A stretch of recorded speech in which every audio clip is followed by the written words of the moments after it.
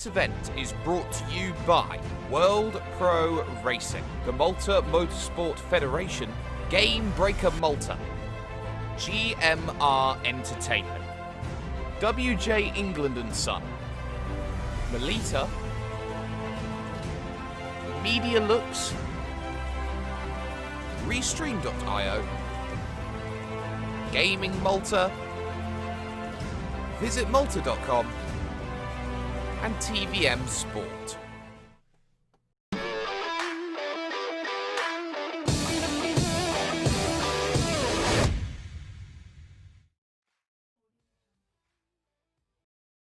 Senna was a god. No one could even dream to follow him.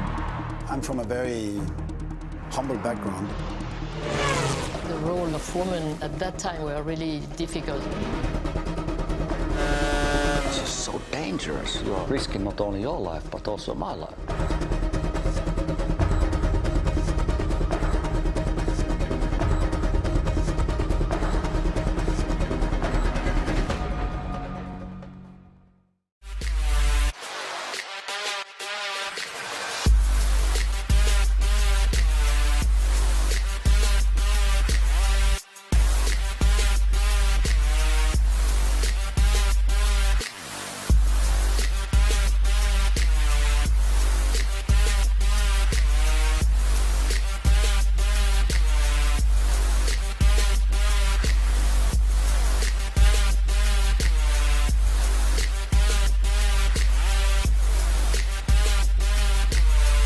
World Pro Racing, where sim racing becomes real. And here we are, a fantastic racetrack, a fantastic vehicle, a fantastic brand, a fantastic manufacturer, some fantastic drivers, some fantastic racing action. Keep saying fantastic over and over and over again, because this is one place, one race where everybody can understand this is where fantastic comes to life. This track, one of the most ferocious, one of the most fast, one of the most thrilling.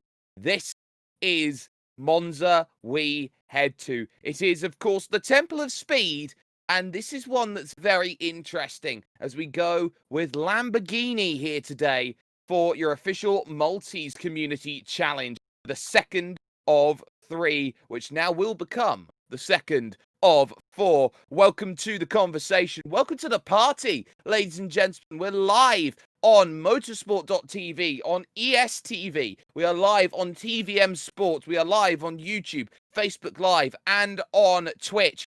This is World Pro Racing. This is fantastic. I'm Jake Sperry, joined alongside by Nicholas Hillebrand. And Nicholas, when you go and talk about Monza, the Temple of Speed, there are so many memories that get entrenched with this circuit on the outskirts of Milan here in Monza. There is so much speed, so much heritage that goes around with racing like this. How important of a legacy marker does Monza have in terms of the realm of racing and sim racing? Hi, everyone. Yeah, Monza, most definitely one of the most prestigious racetracks on the world. And yeah, I mean, everyone knows it as the Temple of Speed. It has just such a high speed part, unlike any other circuit. You are flat out for so long on the lap, and even when you have to brake, it's not really, for a long time, because all the chicanes that you have in there, all the, corners that aren't chicanes, you never really go very low speed. The slowest, I think, is for turn 1, actually, and, of course, the very, very big decider all the time. If there's going to be a crash, it's probably at turn 1, because it's just after being on the throttle for so long, being side by side for so long, you suddenly have to go for this single line because it just gets so narrow there. And just alone that in the modern, version of Monza, that alone is just already known for such a legendary bit, to make racing very interesting. But at the same time, of course, you mentioned heritage. It's just, the most obvious thing, the old oval, of course, still, back on the day they used to race there. It was an even faster circuit back then, and, we still drive under that before we get to Ascari. So, if you want motorsports history, just still alive and, still alive, breathing, and right there, Monza is definitely the track to pick. Absolutely it is. And if you haven't already, ladies and gentlemen, you can like, you can share, and you can subscribe for so many actions that are coming along, so many races that are available very soon, and you can do so live, of course, with so much that's going on. You can subscribe to World Pro Racing on Facebook, on YouTube, on Twitch. You can go and look at all the socials that are available for all of the partners who are here with us today. And what is very important as well, there is going to be another couple of partners here that have already been announced with World Pro Racing. HyperX have jumped up onto the train, as have Data Video as well. We'd love to welcome them onto the World Pro Racing brand and say, well, welcome to the party. Hope you enjoy your stay. But this is one of the few tracks you look at as we're a handful of minutes away from practice, Nicholas, where you can honestly say that there's a lot that can be done. There's every single corner that's very entertaining. We're going to have a little look at what events are coming up, though, just after this event, the 17 laps we have today. And, of course, the Formula Challenge, as we know, in 1 week's time here with World Pro Racing at the Spielberg circuit, the Red Bull Ring. And then who can beat Mount Panorama Bathurst? That will be in 3 weeks' time on the 19th of August, and that will be one that you definitely do not want to miss. It seems that it is great track after great track here, Nicholas, that we continue to go to, but focus is going to be key. You can apply now on worldproracing.com. Head over there and enter yourself into the event. It's going to be absolutely magnificent to see so many people get themselves involved. But as we said, let's focus it all down towards Monza. There's not many places, Nicholas, where every single corner just feels like a thrill ride and is memorable. Yeah, it definitely is that way at Monza. It's well, as I said, very unique track. It's probably one of the racetracks that isn't an oval with the highest percentage of actually, flat out racing. And the lap alone, like when you're just on a quali lap, you have to get everything perfectly right, because if you get at least one of the corners right, it can cost you tenths. But not only just, you're not only losing time for the corners, but also you're losing drive onto the next straight. You need to carry every bit of momentum onto the straight, even with GT3 cars, which have very high power. And yeah, it's going to be a ride, definitely. And the racing here, of course, you have so many different ways to actually go on about the race here, because are you going to just go for that overtake, or are you going to try and just hang back a little bit, save some fuel, and also save a bit of tires and not cost yourself some more time, because it's really difficult to overtake here, because every single time you just get side by side into corners, and huge potential for time loss, of course. Absolutely, and a lot of people, if you put this in a cyberpunk setting, they'd call it Slipstream Central or something to that ilk, because of the fact that this place has so many long straights, one of the highest average top speeds of any circuit that you will find on any calendar at all. Nicholas, what's going to be key here today is that drivers stay within a range of the driver in front. If they are within half a second, they have a chance at pretty much every long straight here today. On the run down to the Retafilo, you got the likes, of course, of the run to Della Roggia, and then, of course, that famous Parabolica corner. There are so many places here today where overtakes are legitimately available to happen. Well, not only that, but also on the exit of Parabolica, you get to such a wide front straight. It's just going to be quite interesting to see how people tackle it. And of course, since you have such a wide, long straight, there's this really big temptation to just go 3 wide, and suddenly comes the big shock of Variante Retafilo, where it's just so narrow. It's almost like, a section of, of a super speedway leading straight into a section of Monaco. There we are, right track at the end. But yeah, it's going to be quite interesting to see definitely how people tackle this. And yeah, practice starting shortly. We certainly are going to have practice starting shortly within the next minute or so. And it has been a case to be seen that there is a form guide set in terms of these challenges. One in the back pocket for one Mr. Windy Boy, who picked up the victory overall with a dominant display at Brands Hatch in the Nissan GTR, winning by 37 seconds on Gran Turismo Sport. And we have the same platform here again see some wonderful racing going on in this sphere of sim racing. We go over, though, to live pictures here, live coverage of practice just starting, and there is Windy at the moment making the push in the Lamborghini GT3 over towards the final corner here, the Parabolica, the long 180-degree right-hand corner, a tyre killer, back up onto the power and get going. This will be a little look at how tough this place is going to be. You can see a 1:47.1 in terms of time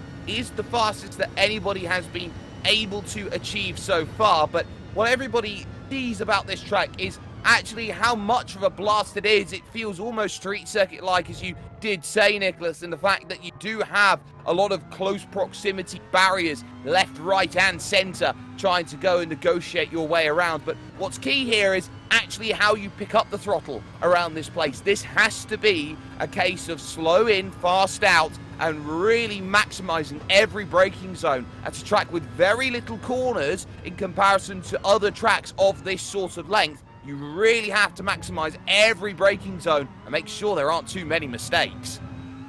Yes, definitely. And you mentioned it, slow in, fast out, and the fastest way out, of course, is the least bumpy way.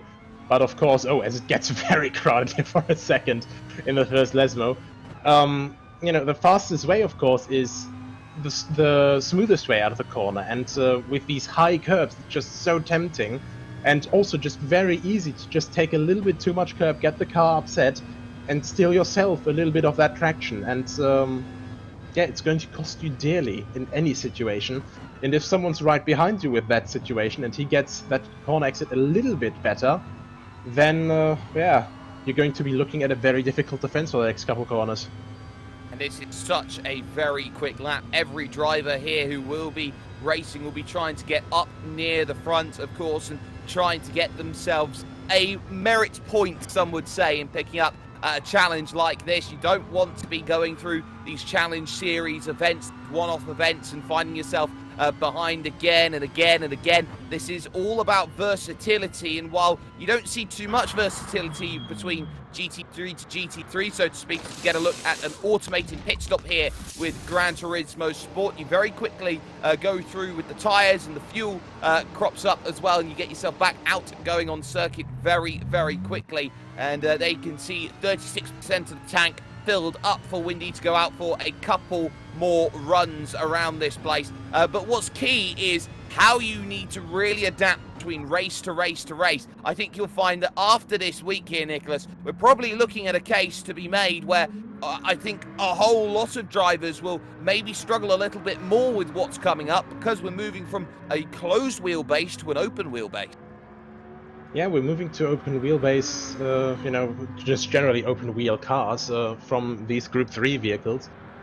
And it's definitely something different to drive. Those things have a lot more aerodynamics and, of course, are a lot more agile due to weighing around half of the weight of these Group 3 machines. And I think we might see a couple different faces maybe at the front there. But, at the moment, of course, we're also seeing quite a few familiar faces right now. Again, we've seen Shalina in the last couple of races before. We've seen Windy, we've seen Mark last week. And Relax Racing, of course, as well. First with the Mazda in bright yellow at Spa. And last time, of course, in the Nissan. And now in a nice Lambo. And Rike is back as well. Absolutely. Yellow seems to be a lucky colour for Relax, but there is Rike right now making progress through Parabolica. That middle of the pack was so entertaining to watch last time out at Brands Hatch. It did split itself apart, but everybody was having a large fight as Rike dives down in onto the pits. There you can see just in the background there of that shot, there was the podium that people get a nice little bit of a stand on if they find themselves a victory or a top 3 around this place. But everybody knows what they need to do here. It's been ingrained in many a driver on how to drive at Monza. It has been a real fan favourite in terms of racing, in terms of building together what can be a sensational circuit and it is the ultimate thrill ride in terms of top speed for a modern circuit. We talk about circuits like Circuit de la Sarthe, for example, which really is the endurance epitome of speed, but here, this is the, I would say, track variants where most people go and say, if you want to get to top speed, if you want to truly understand the thrill of racing and sim racing, drive a couple of laps around Monza, because you will soon understand why it is so brilliant to race at high speed against so many competitors.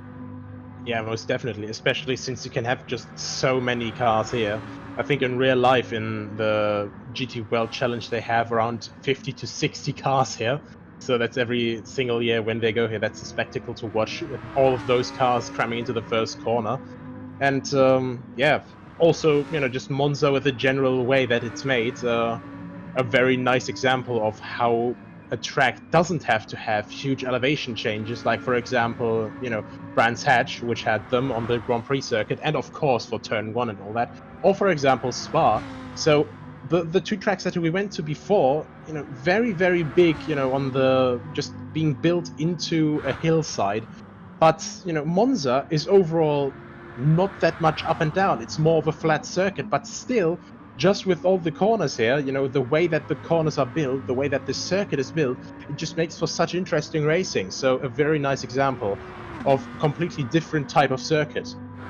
Absolutely, you don't necessarily find too much in terms of downhill around this place. Very unpronounced, very slow gradual descent, where you maybe only go down 1% really at a time. The only real rise in terms of this circuit is going underneath the old oval banking and making that push up. As we get a look at Chris Spiteri trying to make a run here through the two Lesmo right-handers. A very tough section of road this, because you've got that one first corner which is very inviting, very easy to understeer and run wide, and this second corner, which again also an inviting corner. You can really be aggressive on that inside curve, but the moment you start stepping outside, that gravel really does jump upon you and make life tough. And this is one of the few tracks where you can really say here at the moment, Nicholas, that it does embrace some of the old school characteristics of racing circuit. In fact, you don't have a plethora of runoff. You do at corners like the Parabolica, you do at turn 4, but there are still elements of this circuit which still feel like they came out of 20 years ago. For example, run up to Ascari, you still got gravel there on the outside. It's this fantastic hybrid mix of bringing in safety elements around this circuit and still keeping that authenticity. Yes, most definitely. Like, a big part of this circuit is still very much untouched to the curses of tarmac runoff. As you said here, very beautiful to see, as well as we're just looking over this sea of gravel and grass. You know, at Ascari, if you miss your entry point into the entire corner section, then you're just going to go straight, and these hundreds of thousands of little rocks are just going to welcome you among them, and of course it's going to cost you a lot of time, it's going to get your tires dirty, and it's not going to feel very nice if you drive through it. But at the same time, a couple of corners before that, Curva de Lesmo, 6 and 7, both of those as well, if you just mess up a little bit there, you know, you have a little bit of a runoff on the outside, but after that it's just gravel and grass, how a racetrack just used to be, and nothing much has changed there for Monza. Absolutely not. As we take a look at F-Frame here, having a good solid run of things at the moment. 10th position though, down 4.7, now down to just 4.1 seconds compared to your time setter at the moment. That being, of course, Windy at the front, Celine who's second at the moment, Mark in third, and you got Marino here diving down into the pits, no lap representative at this point in time. We're about 6 minutes away from the start of qualifying, and a lot of drivers here will be looking at putting maybe a couple of qualifying laps in, a couple of stints as well will be key. But we've been talking about philosophy and strategy here in this race. It's a 17-lap event, and what we have seen is normally stints split into two, but the difference here is that firstly, A, long lap around this place, but B, high fuel consumption. Now that could really change the strategy, and it may just take away just how much those tyres get used as they come down in and make a stop, and maybe we're looking at 3 stops today compared to 2 because of that fuel consumption. Yeah, that could very well be, but at the same time, I'm wondering whether it's maybe a good idea to just go for that two-stop. You know, like you can gamble for a one-stop definitely here because there's not that many corners, but the issue is at Monza, the corners that you do have, you really need every little bit of tire grip, even though stuff like Lesmo 2 is on camber, and Cova Grande, no matter what your tires say, unless they actually blow out in the middle of the corner, it's going to be flat out. But still, you just need the maximum tire grip. Every single acceleration zone out of the chicanes, you need every bit of traction, and of course, you need good tires for that. So it's going to be an interesting play to see how people actually treat this race, if they're going to try full aggressive and, you know, with a bit of fuel saving, maybe make that one-stop work, or if they're going to go for the two-stop here and, well, you know, it's just quite difficult here to say because it's just such long straights. You can, as I said before, you can do so many strategies while racing here. And with the 9 times tire wear, it's of course a bit less predictable how long the tires are going to last with everyone here. Absolutely, and another case of unpredictability will be how much go and cut the corner and when and how do you get that off-track penalty that may have to be served during the race or get served post-race. Now, that's going to be very key. You'll see a couple of cars ghost in and out of an ethereal plane, so to speak, when they do get a penalty. We've seen it once already over the course of the qualifying. You see a big red box that comes up on screen. It says 4/10, for example, of penalty served. Now, this track is notorious in gaming history. When you look at sim racing history, Nicholas, for being very, very tough to police in terms of track limits, mainly due to the fact that you've got chicanes, you've got a natural runoff area down at turn number 1, but also we've seen so many times before how many different sort of games and sims and franchises have had to put in proper concrete barriers through the chicanes to make sure that people aren't going to take the mickey, so to speak, and go and cut the corners. With the Gran Turismo slowdown system, I doubt we're going to be seeing any of that today. Yeah, the slowdown system is a very nice way to get away from the concrete barriers that you mentioned, of course. But yeah, it's it's just very difficult to police something like that. Of course, in a video game, you're not going to be, you know, running at the risk of having an accident where you can break your bones or something. So of course you have a little bit just less of a protective instinct for yourself while you're driving around a track like this. But yeah, either way, it's one of these things that is just very easy to get wrong. You see here for the Variante della Roggia, on the left-hand side of the screen, if you go straight there, you see that rejoin line, and just hold with that and follow that line, and you are clear to rejoin safely. But at the same time, you go over these anti-cuts and stuff. You do it too quickly, of course, you gain time, and here you're going to get a hefty slowdown, which is penalty enough already. And of course, while you're rejoining, luckily in Gran Turismo Sport, you're going to have this nice ghosting system here, which can also prevent some potential trouble. Absolutely. We're looking at Zilino at the moment, 2 minutes away from qualifying. We are at the moment, and that Lamborghini looks like it has been bolted on by the livery that's on show for this one for Zilino. And this is going to be a very, very interesting little battle that we're going to see. We saw how Windy just absolutely waltzed away with the entirety of the field, of course, at that wonderful Brands Hatch race that we saw 1 week ago. Questions will remain on whether that's going to be similar. And of course, when you get to qualifying, the best possible chance comes along at that section. Who is going to be a person to step up to Windy at the moment? Answer is, doesn't look like anyone at the moment. 1.3 seconds clear of anybody else right now. Mark looks strong today, though. 3rd position right now in the orange Lamborghini. Yes, most definitely. We've seen him last week already with a quite solid performance as well. Windy seems to be a little bit in his own world again, but I think with the distances right now, with Rike and Ivan and Relax, Zilino, and of course Mark, being so close together, I think we can look forward to quite a nice start of the race duel again, as we had it last week with these humongous Nissans just wrestling it in this group of 4. And yeah, I think it should be quite interesting here. We're gonna have a bit of Lamborghini Huracan GT3 pack racing here at Monza.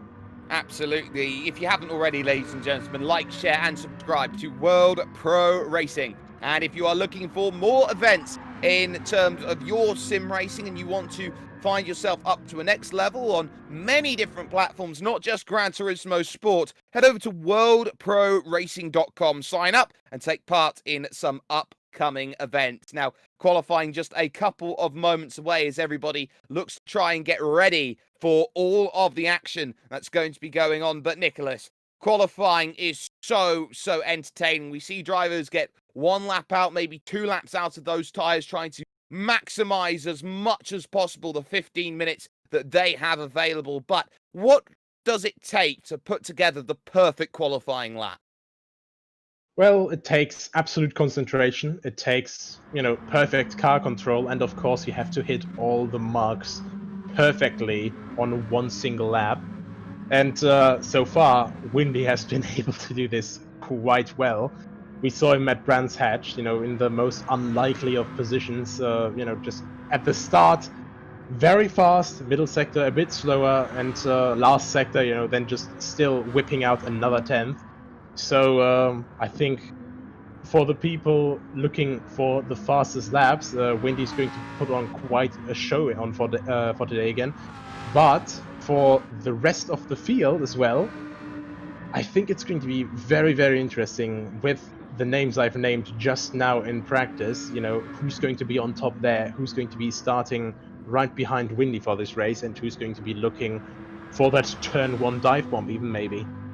No guarantees on who gets pole position, but the form book looks very printed in toward Windy's situation at the moment. And there are a lot of drivers who want to get themselves up at the top of the order. We saw how at Brands Hatch a lot of qualifying laps were put in, and a lot of drivers managed to gain late in the session to go and put things together. In terms of session time, you can see exactly where drivers are in terms of time on the right-hand side near the bottom of your screen. If you look up to the very top, you can see a nice little mini track map. Red indicates the driver that we are on at the moment here, which is Windy, and we're going to go for a flying lap on board. Any car in blue will be pointed out as any other vehicle on the mini-map, but the long front stretch into 6th gear, heading up towards 260 kilometers an hour, now searching for a braking point on the left-hand side, and you smash it down at around the 150 marker board and into the right and the left of the Variante Rettifilo. The first chicane out on circuit, back onto the power, moving over right through acceleration past 3rd gear, and now through Curva Grande. This fantastic right-hand bend, flat out trying to go through this section, and now you go as narrow as you possibly can because the second chicane comes up. Use the crane in front to just sight out where you're going to be through the Della Roggia, nice and neat over the curbs, using all of the road through that opening section there. And now you get to the technical part, the middle sector and the 2 Lesmos. Yes, now coming out of Lesmo 1 and now going to very tricky Lesmo 2, braking at 50 meters here, just skipping on that inside curb there. Very risky to do, but very well done here by Windy. Going now through the Curva del Seraglio. This little corner here, just going this tiny downhill bend underneath the oval, now coming to Ascari, one of the most iconic corner combinations, down to 3rd gear, clipping that apex, and now trying to keep it tight here just so you have a bit of a more open run into the last left-hander, and heading down the back straight towards, of course, very famous turn 11, the Curva Parabolica, now into 6th gear, over 250 kilometers an hour, and at 100 meters, no, even further back, he breaks down to 3rd gear, 145 kilometers an hour, I think we saw there as his cornering speed, and now just flat out keeps it on the outside to keep as much momentum as possible. And let's see, what lap time is it? It's 47.8. It looks like here over the board, so that's good. Relax there on a 48.9, a whole second back at the moment, so everyone trying to get those times in. Ivan 49.3, 3rd at the moment, 3/10 off of what is needed. Shalinu does not get the time that's needed at all, stays 4th. Kenneth there into 5th, but Rike a 1:59 definitely not representative right now as everyone starts to see those times funneling in. Mr. Colin on a 150.2 moves up into 5th position. A good qualifying so far from Mr. Colin in the white Lamborghini right now, making the progress towards that first chicane. Once again, did not have the best of times, a quiet time when it came to Brands Hatch a week ago. We'll be looking for something a little bit more, but it seems like Relax is the person trying to step up to the plate and try and get as close as possible here to Windy, but it is, once again, a 1 second buffer. Yes, and you know, everyone here at the moment, as it is usually with first laps in qualifying, it's not the perfect lap just from the start. And I think Monza is actually also one of these circuits where you can go for more than just one hot lap with this 9 times tire wear. But yeah, he seems quite on point at the moment, just barely clipping the inside curb there and staying very long on the right-hand side, just clipping very hard over the inside left-hand curb there out of the Ascari. And yeah, I think everyone here, Relax, Ivan, Chelino, everyone here just, you know, they still have a lot of potential to improve. I think we saw Windy earlier with a 47.0. So I think that he probably wants to, you know, improve himself a little bit further there. Speaking of improvement, at 47.84, therefore, Windy slightly does improve the time. Relax coming over the line, looking to try and find that improvement, can't quite find it, so an extra tenth has gone Windy's way. Chelino, though, moves up into 3rd place there with a 49.2, only a quarter of a second behind Relax at the moment. Rike jumps up into 5th position. Chris Terry finds a bit of time as well. Mr. Colin then making progress over towards the line and does not find that improvement. Marino does, though, just behind, as Ephraim at the moment looks to try and find some time here through the final sector. Very difficult to go through Ascari. You always want to put the power down as early as possible. It says Papa Smurf on the car, and well, I definitely don't think that this is a Smurf attempt. Some would say this is not a secondary attempt. This has got to be a primary attempt here from Ephraim at the moment, trying to make that progress. Could very easily dive down into the pits. Time's not there, but this is very interesting. A lot of drivers then on these opening laps going for 2 laps to a stint, and they will look to try and get 2 laps more. Most drivers, I believe, will be looking to try and dive down onto the pits, it would seem, at the end of this lap. Now, Nicholas, what's going to be key here is that quite a few drivers found more on their second lap compared to their first, and that's a case of diminishing returns. Everyone finding the right groove, just dialing it in for that second lap. Yeah, I think it seems that on this circuit for qualifying, it's actually more important to have a light car. That is what I would guess from, you know, the results that we had so far. The tire wear doesn't seem to be affecting it too much, but if you have that little bit more, you know, just on the, you know, on the left, on the weight side, you know, like this bit more advantage, you could be looking at a greater advantage, of course, there. And we actually have Chelino just going up a bit as well. New qualifying time 48.9 and 49.3 here for Rike as well. So everyone's there starting to even improve on their third lap. So seems at the moment that the tire wear doesn't seem to be that bad here at all. And that's very, very crucial. If drivers are getting good laps on their second, on their third attempt, it means that we're going to be seeing everyone get themselves into a groove, into a rhythm, and try and find that time. Mark jumps up the order into 7th place. That jumps down Chris Terry, who we're looking at right now. Marino just gone around then at the Parabolica corner. I wonder if we are able to catch a replay of that just yet after that, but it doesn't look the case. Windy there, and of course Relax, both out there on circuit. Now, here's something very interesting. Expect Relax here to maybe dive down into the pits. Has done 3 laps on the stint, has not gone and improved the time just yet. Windy is on an out lap right now. You can tell it is Windy because you can see that rear spoiler every single time, every single vehicle, WNDY. It's trademark to know where Windy is out on circuit. Yeah, and he really does have that on every single one of his cars. We saw it first with the Beetle, of course, at Spa. You know, just driving the Beetle alone, enough of a standout thing to do here. And yeah, he just sticks with his guns. He sticks with his normal trademark signs, you would say. But yeah, he also sticks with his absolutely stellar pace that he's shown so far and starts yet another lap. So I'm quite excited to see now where he will end up. Maybe he's going to try and top his time that he had in practice. Doesn't have long to do it though. 5.5 minutes left on the clock. We are already 10 minutes through, as that's a great time from Ivan Birmingham, and that is up 0.4 of a second only behind Windy, a 48.3. That came out of relative nowhere. Yeah, very late time there, and I think actually Ivan still hasn't gone to pit yet. So yeah, these tires seem to be living for quite some time here, so even on softs, one stop might be possible if you play your cards right. Mark, meanwhile, 49.0, so he's also improving, just past Rike, and also, yeah, actually no, he just passed Rike, but still, you know, very nice there. He's probably going to try and stay within this little group there, because the more people you have, of course, on a straight that just give each other a slipstream, you know, the more slipstream you have and the more fuel you can save, of course. So just staying within a bigger group, of course, it might actually save you some time as long as you don't fight too aggressively. Meanwhile, Windy here, completely by himself, very, very desperate, surely, to show a bit more time improvement, because he realized, well, Ivan actually doesn't seem to be quite that upset yet. Let's try and make him a bit upset.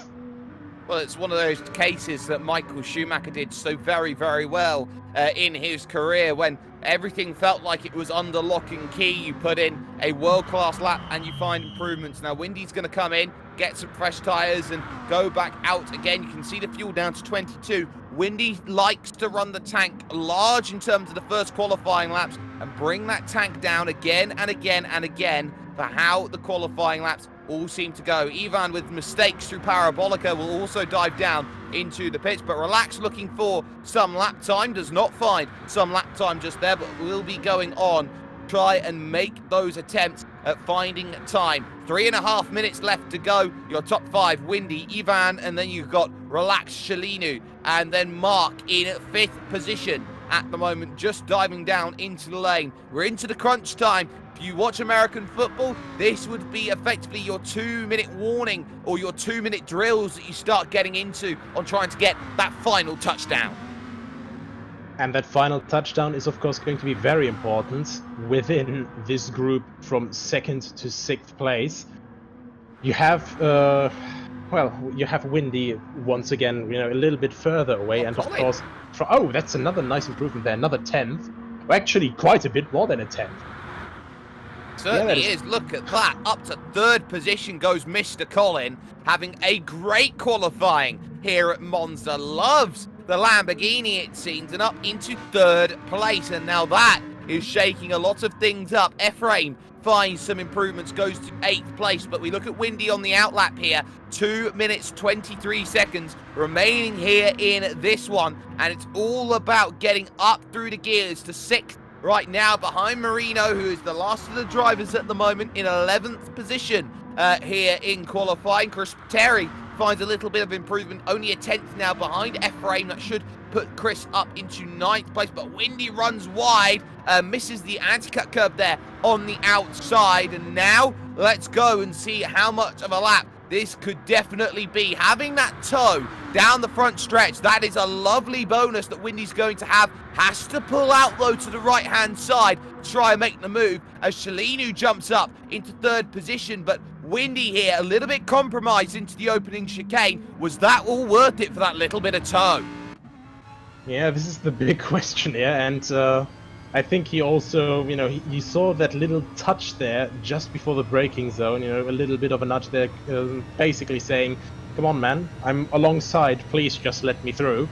I want to put some more time in, and yeah, it really doesn't seem to have been worth it, because 2 tenths down for Sector 1, and yeah, as it seems right now, he will probably try to find all this time through the rest of the corners here. Stays very far inside, just completely nailing that inside curve for Lesmo 1. Brakes late once again, and actually not hitting the inside curve for Lesmo 2 as hard as he did before. And yeah, maybe that also brings him a bit of time because the car just stayed a little bit calmer through there. Absolutely, through the dappled grove of trees then on the left-hand side and up in the second sector is clear by 400, so that was great work in that middle sector through the Ascari chicane and now on towards Parabolica. This is looking like a really good lap. There is some insurance, it seems, at this point. A handful of drivers then were looking like they're not going to be able to get themselves laps completed. Mr. Collin is one of them right now. Chris Pateri finds more improvement then, jumps up into 8th position overall. But here's Windy now, making the push to the line. Should have one more lap after this. This is going to be crucial. And that's a 47.4. Finds an extra 0.4 of a second in the final sector alone. Relax Racing stays in 4th place with that time. There's Shalinu then jumps up into 2nd as Ivan slides it there through Parabolica. Just about gathers it up there with the oversteer through the corner. Grabs the curb though on exit and into the Armco. And that does that for Ivan's lap time. Here is the replay then up on screen. You can see struggling already through the opening section. Gets out on the AstroTurf then on the left-hand side. And just like that, bam, it's gone. Rike finds improvement on the last lap. Remains, though, in 7th position overall. Relax out there on a flyer at the moment, it seems, and hoping there is going to be time for one more. That time remaining on the clock is to finish their laps. This is the final chance that anybody is going to have to find some sense of improvement, and this is going to be a huge lap. There is a vehicle pointing the wrong way, though, through this section. That's not helpful at all. The yellow flags would have been out there for who I believe that was Mark there in 4th position who was around, but Relax trying to find something. Same for Shalinu, same for Ivan at this stage as they all start to push through the final sectors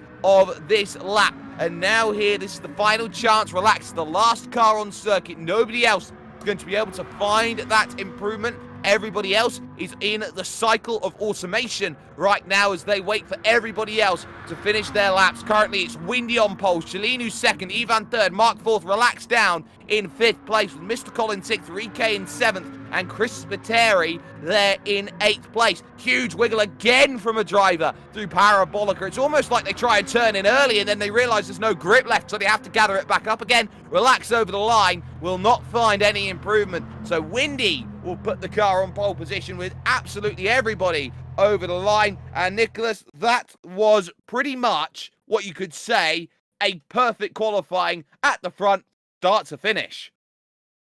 Yeah, most definitely. And yeah, Windy once again coming with that last lap improvement here. And yeah, Relax trying to do the same thing. Sadly, didn't quite work. But yeah, nevertheless, 5th place, no position, of course, to start the race from to be ashamed of. Very nice in the mid-pack. And of course, and yeah, how do we say this best? The start, of course, decides about a lot, but it's 17 laps. And in this entire midfield pack here, we've seen so much fighting there before, and I think from 2nd down to 7th, we might have quite a lot of fighting.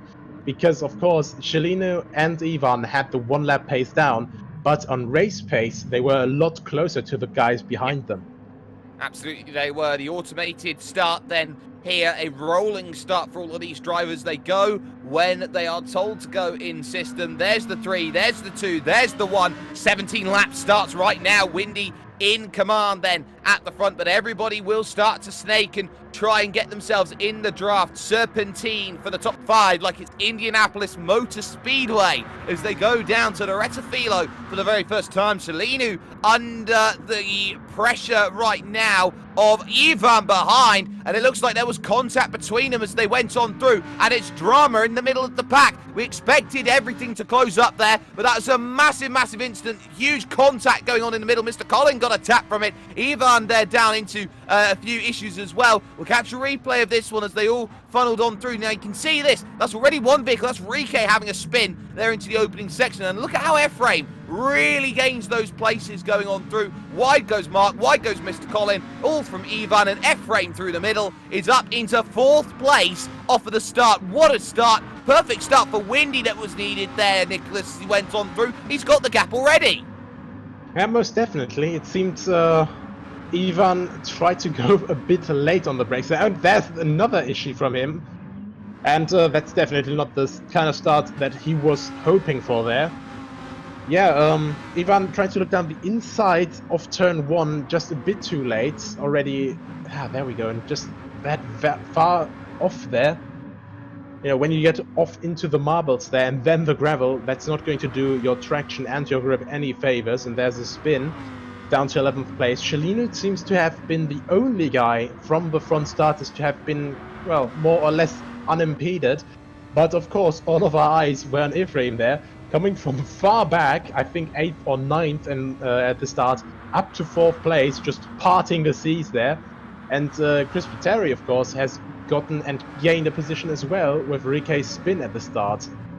Exactly up to 7th place and serving penalty. There goes Kenneth there in the foreground of shot, having a spin at the Parabolica corner. Easy to do, narrow on the inside, missed the braking point, and then ran out of off track to work with there and found gravel, which was never ever going to be the nice thing to see. Gap at the front, 3.1 seconds already for Windy, and it might just be the same old story that we can see as those boards there that are trying to stop people from cutting over the circuit are just getting absolutely bombarded by vehicles right now. As that's Rike down to 7th here, with Chris Pateri now up into 6th, and Mr. Colin in 5th, who's in the grass there at the inside of the corner, which is very rare to see. Chris Pateri looking at the inside now for the Della Roggia. Rike's thinking about one down the inside as well. Chris Pateri's gone far too deep and goes straight on, takes a reset to get back out on track. Rike there up into 5th place. It's easy to do, and that's a case of forcing the error from Chris Pateri, who just broke in far too deep. And you could argue there that Rike very nearly didn't make the corner either. Yeah, I think Rike took a little bit too much of an example from Chris Pateri there, but very well saved onto the right-hand side curb.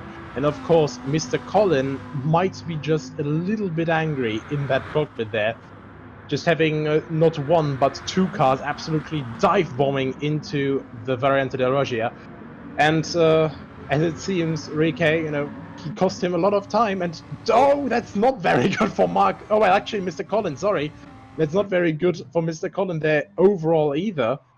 Losing first 2 places, and now, just as he was about to start getting back at Rike after losing those places, yeah, just taking a bit too much off the curb, car getting unsettled, and then just going straight off into the gravel on the right when he should be turning left instead.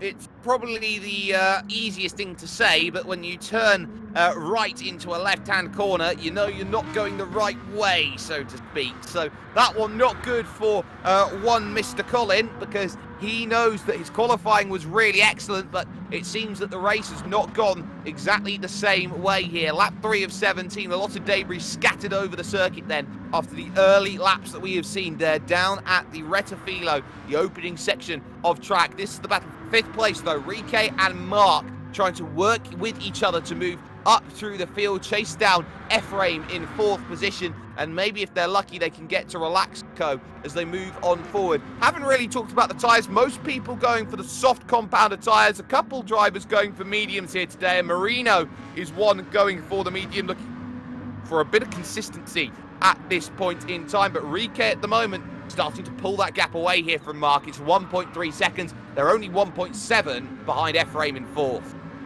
Yeah, a lot of guys seem to be getting a little bit anxious here to get a move done and then outbrake themselves. And at the same time, Ephraim's start luck is starting to run out a little bit, I'd argue, because now he's starting to get caught by Rike and Mark, of course. But nevertheless, I think this has got to be the best start that we've seen in the last, I don't know, 5 weeks. Absolutely, it's been an incredible start. Normally it's a case of people building into these sorts of races, but it has been a case where everybody now is starting to really find themselves a case of, well, we want to gain positions, we want to gain them early, but the big issue about that start was drivers trying to gain places on drivers who needed to have that formation to go and attack. Windy's got the biggest advantage of everyone as we've got some side-by-side there for 7th and 8th place. This is Ivan going through on Chris Pateri to pick up that place and do so absolutely fantastically. And it's worth noting that we do have stewards here today from the Malta Motorsport Federation, FIA accredited stewards, as Chris Pateri desperately tries to keep the car pointing straight, goes heavy over the curb. Ivan gives a lot of room, a half spin there over that curb, and Chris Pateri has to yield that place by a couple of seconds. The opening incidents will all be reviewed after the race, so if anything has come up from the replays that we have seen and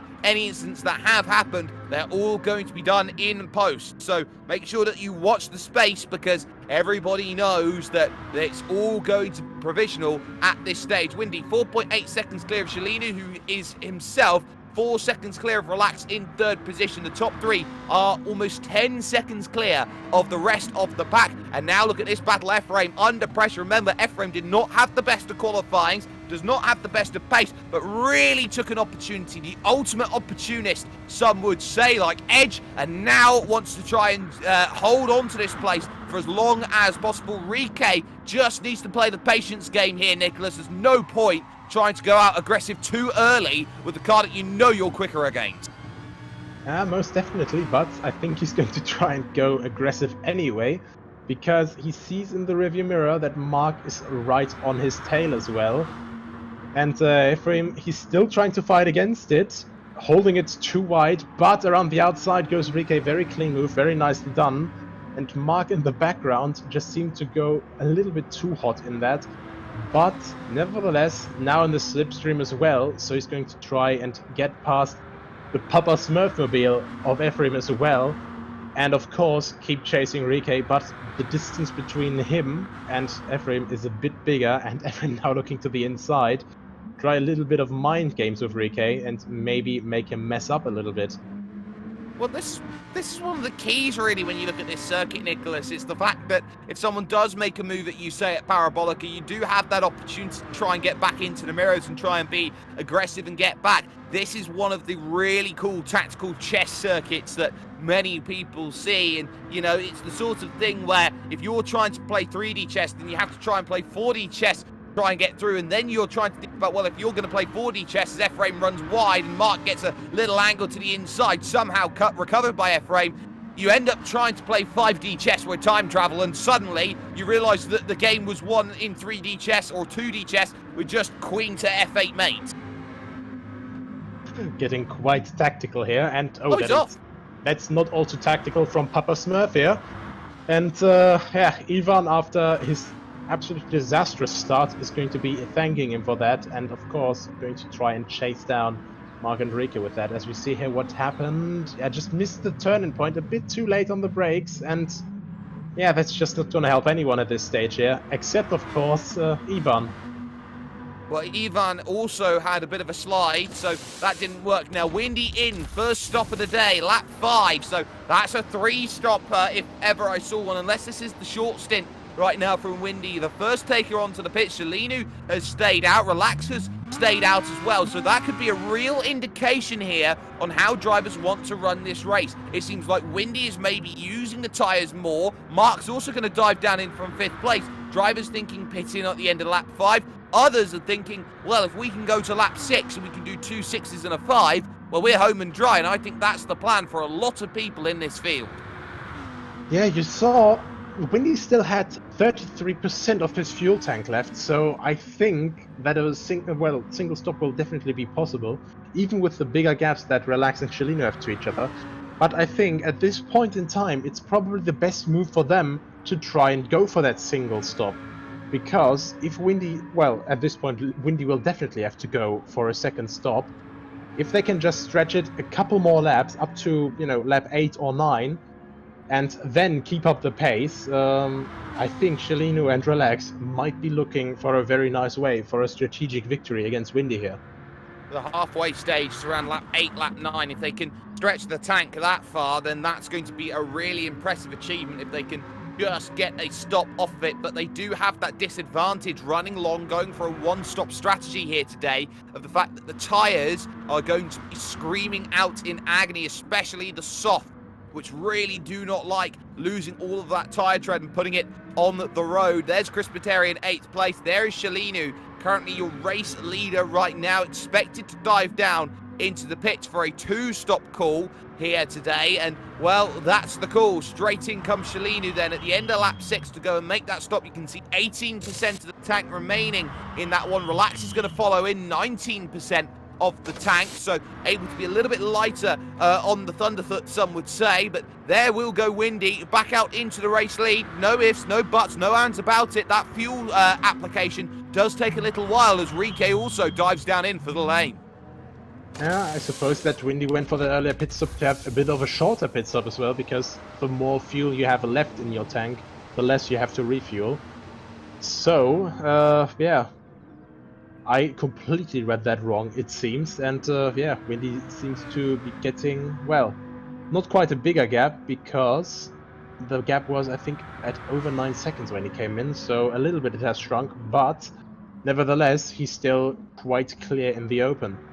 I'll disagree with you there on that one. That gap looked to be somewhere in the margin of 5 seconds, and Shalinu's stop was quite a bit longer than Relax's. That gap down to under 2 seconds now on the road, where it used to be up near 4 or 5 seconds. So work to be done again from Shalinu to build the gap again, but does have a little bit of an extra buffer zone when it comes to this race, and that crucially is the fact that fuel is on the side. There's Kenneth, 5/10 second slowdown penalty already administered, but having a little bit of a moment there coming into the opening chicane. The Variante Rettifilo in through the right, in through the left, heavy over the curbs, and really struggling there with power on the exit. So easy to just dip a wheel into that gravel and have the vehicle spin on you. It's also so very easy to unsettle the car on those anti-cut curves, as Chris Pateri now finds Ephraim's mirrors and trying to get through and get that extra position going.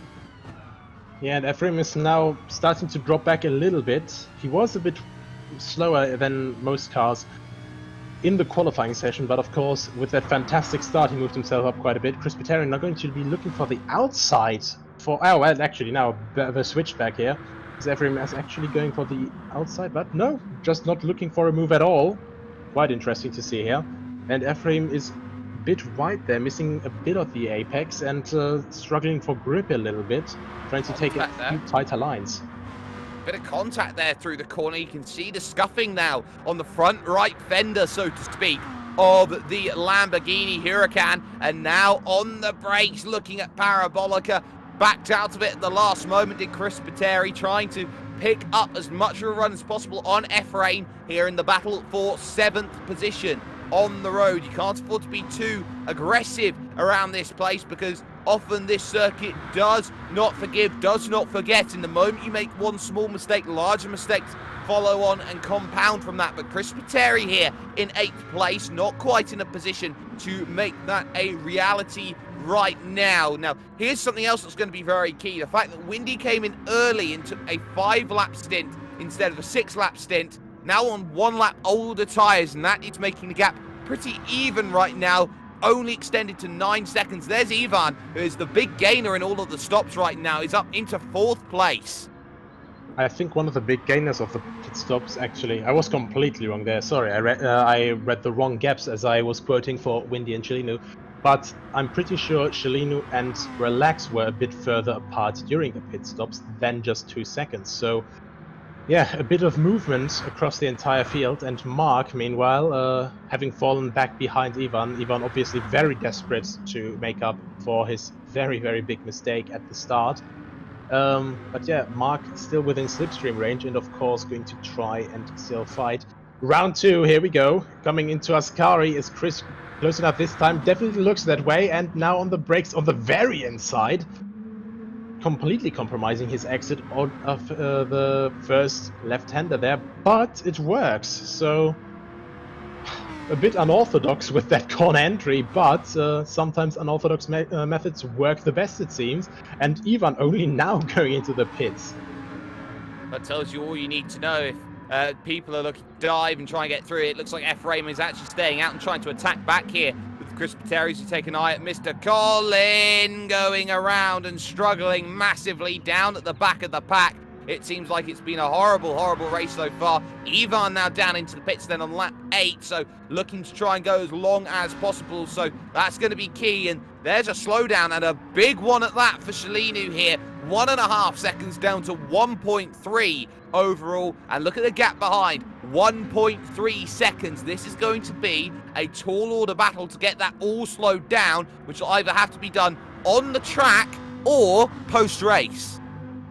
Yes, and if he leaves it for post-race, it could get quite tricky, because now Relax is almost within a second, and it's still, well, now it's down to 1.0, but Relax is starting to get into striking range against Shalinu, and this is definitely not what Shalinu wants, because, of course, the Slipstream Fest will start here.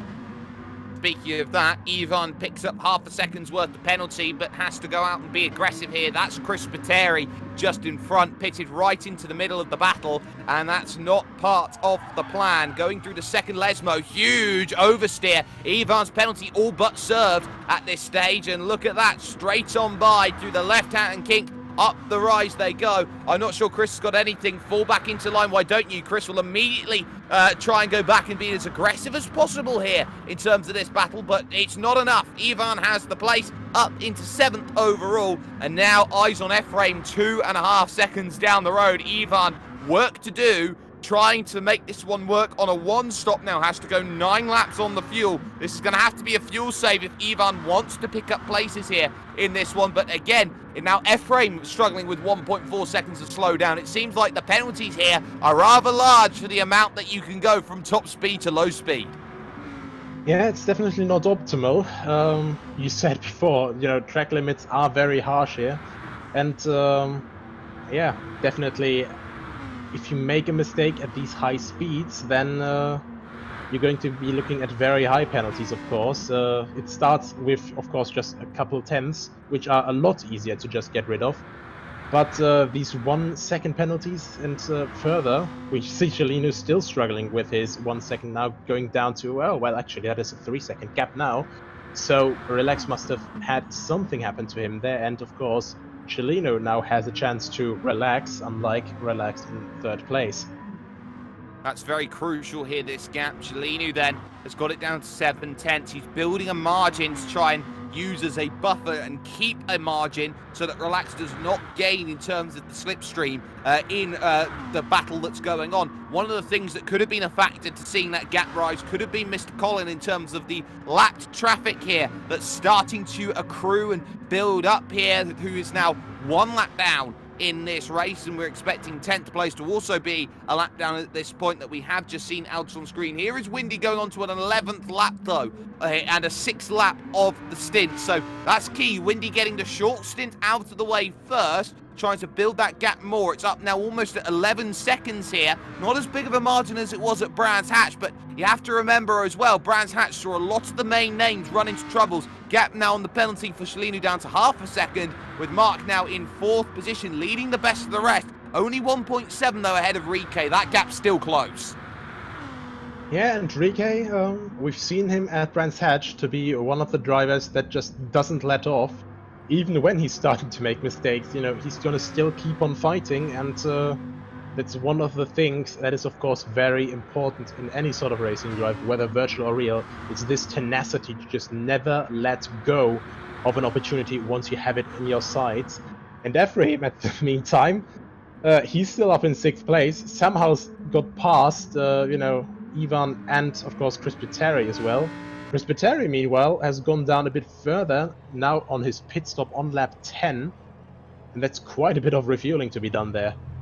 Absolutely, a very short stop and back out and away on the medium compound with almost a full tank of fuel. So if that's any indication, it's a case of trying to get maybe a more stable tyre and a more stable run to the end. That tyre will not be as quick. It's roughly a second a lap that you lose on the medium compound compared to the soft compound of tyre, which everyone seems to think is the choice. Race leader dives down in, 3% of the tank remaining, could not go any further than that. Shalinu now down to 1/10 of a second of penalty to serve. That's been a wonderful serving of that penalty, but stays out again, going for 6 laps once more. So no surprises, will retake the race lead. Now will Relax decide to come down into the pits, and that's a divergence of strategy.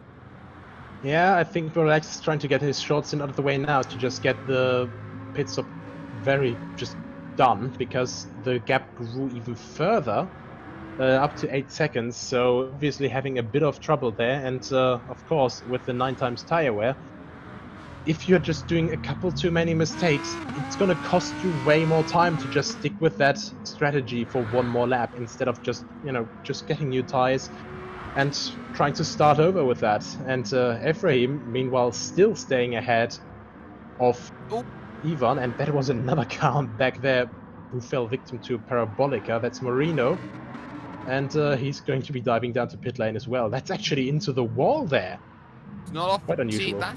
It's not often you see that's a Parabolica there. Marino into the wall, has overheated the rear tyres and can't get them all pointed together. So we'll be in the pits, we'll be getting a fresh set, we'll be getting back out again, but with one less lap compared to everybody else. This is your race leader at the moment. It's Shalinu at this stage, but just needs to put together a good stage of laps here. The penalty fully served there through the first part of the Ascari chicane, and now focus. That pit stop should be this lap. Drivers, for example, like Relax, will be trying to jump onto the back of Rike here and get some toe in the final sector to try and get through. And look at the gap behind there to Windy, the main rival that Shalinu has to race with here today. And that's going to be key. I've just seen as well on the timing tower that Rike has just jumped ahead of Mark out on circuit. So they have just changed places. That's going to be Rike now up into third as Shalinu dives down in for the final stop, the final scheduled stop, I should say, of the day. There is Windy in second position, who is about to take the race lead back.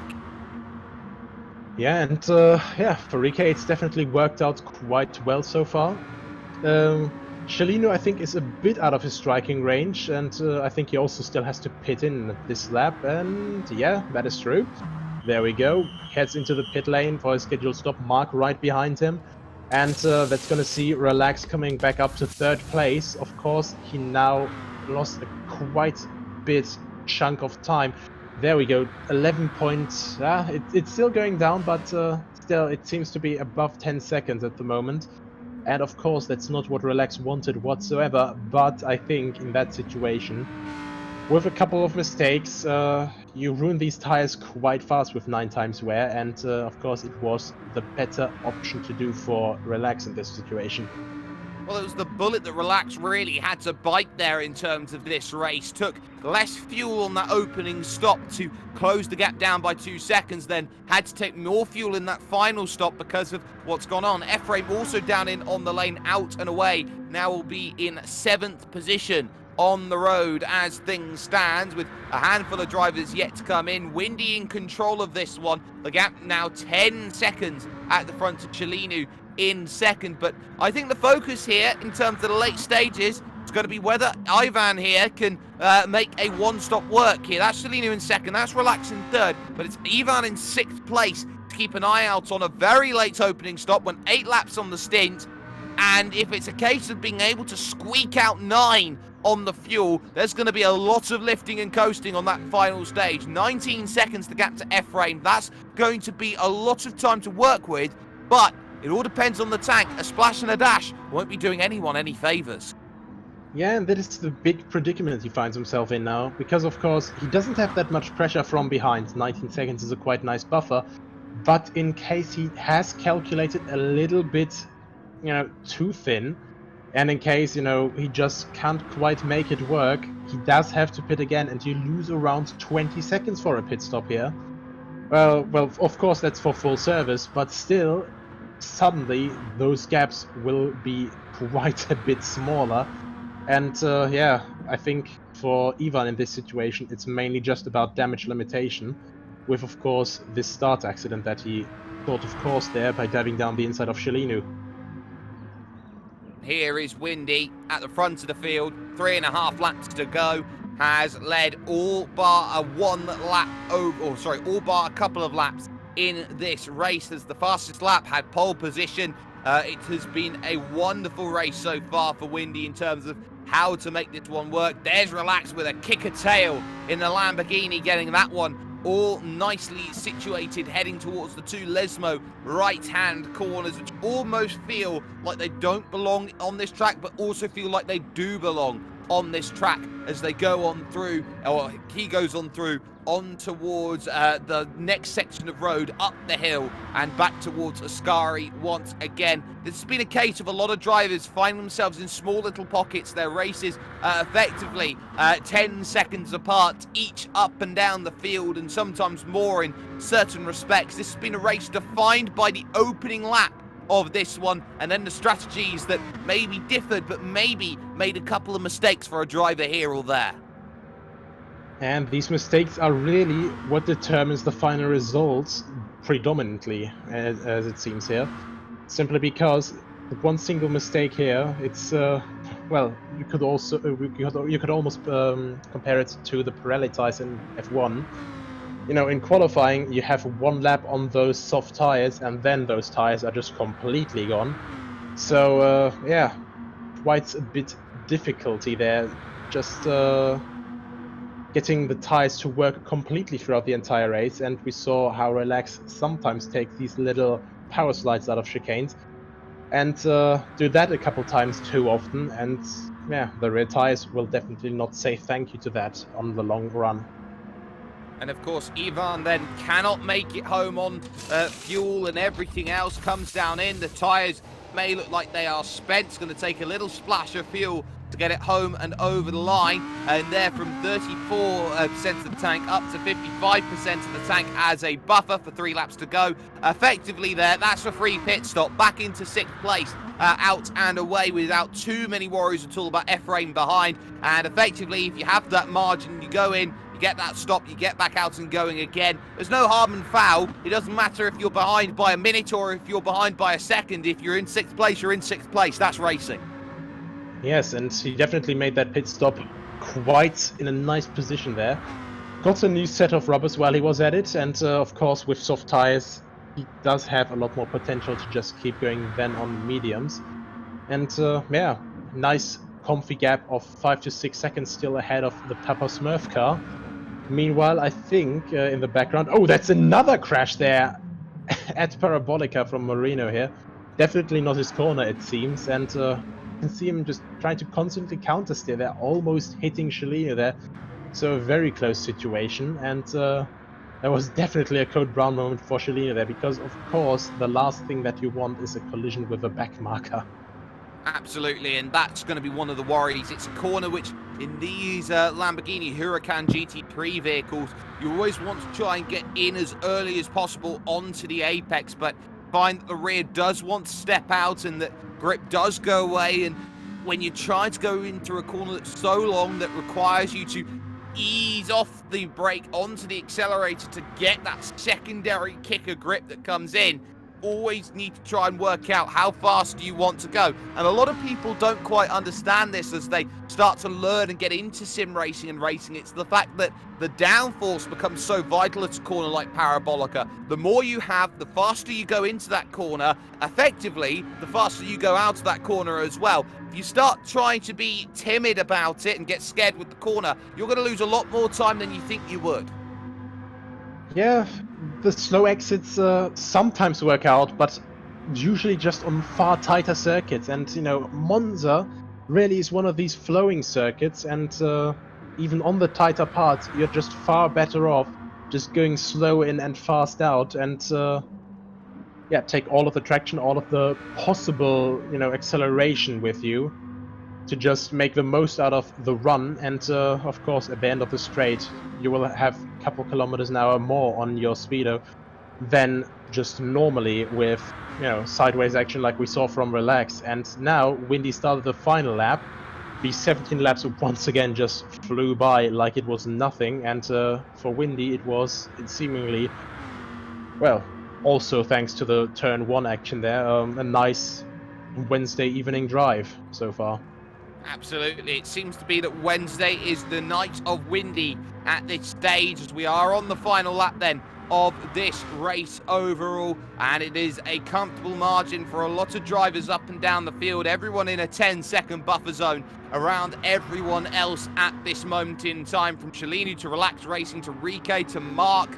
Right now, the only difference is that gap 7 seconds right now to Ivan, to Ephraim, to Kenneth and co, and you keep on going through the list. They all have themselves a margin here to try and get to the next car, which is just far too unscalable at the moment. Little slide there from Windy, heading out of the second Lesmo corner, and now that rise comes up once again, heading towards the left of the Ascari chicane. Always a place where you want to be at the very, very edge of the grip, using all of the tyre wall that's available through the left, now the right, and now the left. And only one corner remains now in terms of this race for a driver who once again has walked away with this one. He looks at this series, he looks at all of these challenges going on, and he goes, challenge? What challenge? I'll even flash my headlights as I go by to say hello to everyone. On the brakes for Parabolica for the final time, takes the nice wide line through the corner, a little bit of a wiggle in the mid part as he gathers up the grip once again, but the run to the line, well, we're spending most of our time living in Windy's paradise. It's a victory by a very, very comfortable margin. It's Shalini who's going to come home with second place and Relax in third, but what can you say when Windy walked away with it after everyone came together at turn number 1? Well, that is of course the big thing here, as Relax finally comes around Parabolica here.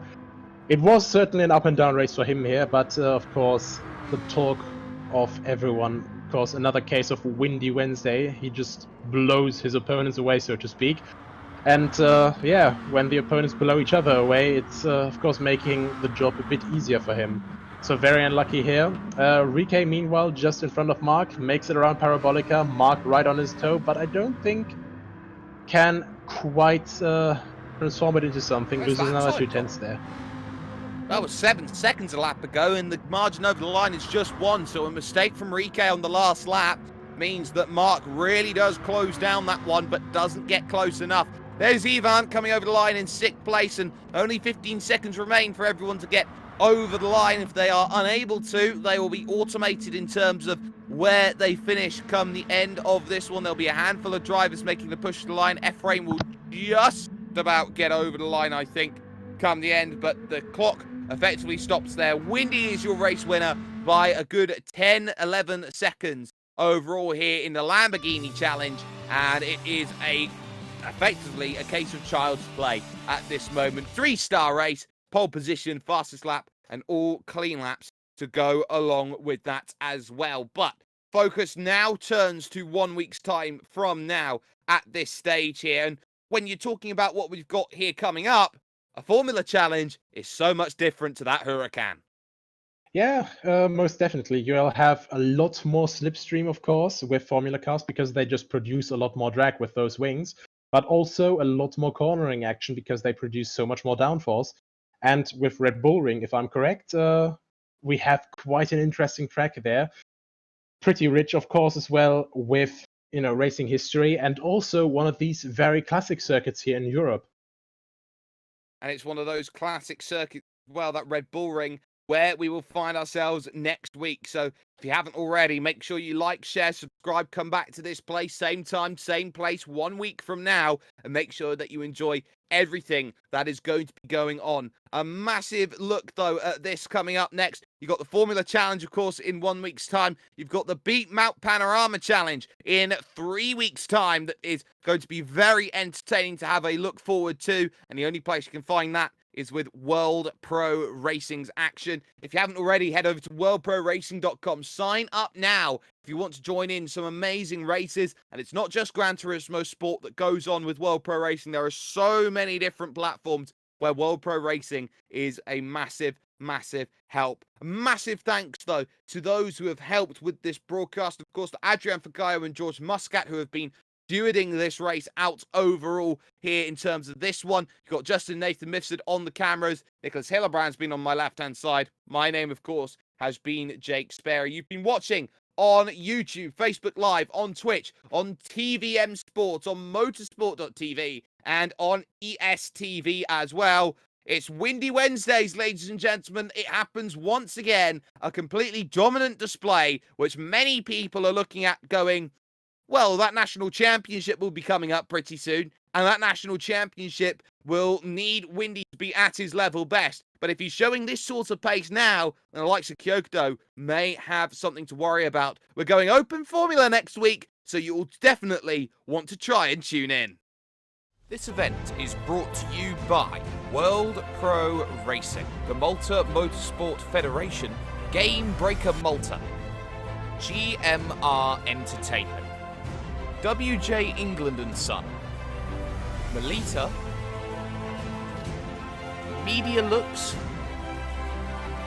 Restream.io, Gaming Malta, VisitMalta.com, and TVM Sport.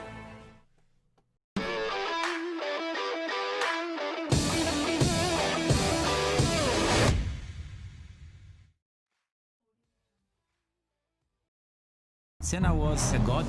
No one could even dream to follow him. I'm from a very humble background.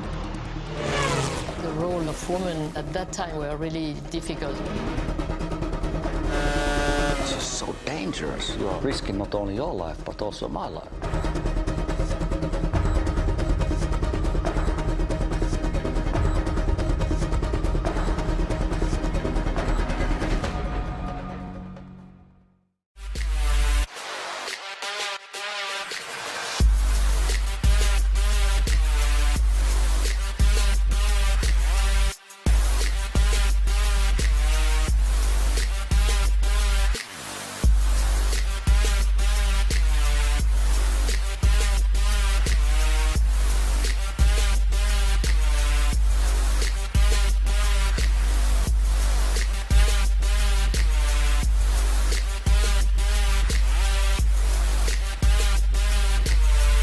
World Pro Racing, where sim racing becomes real.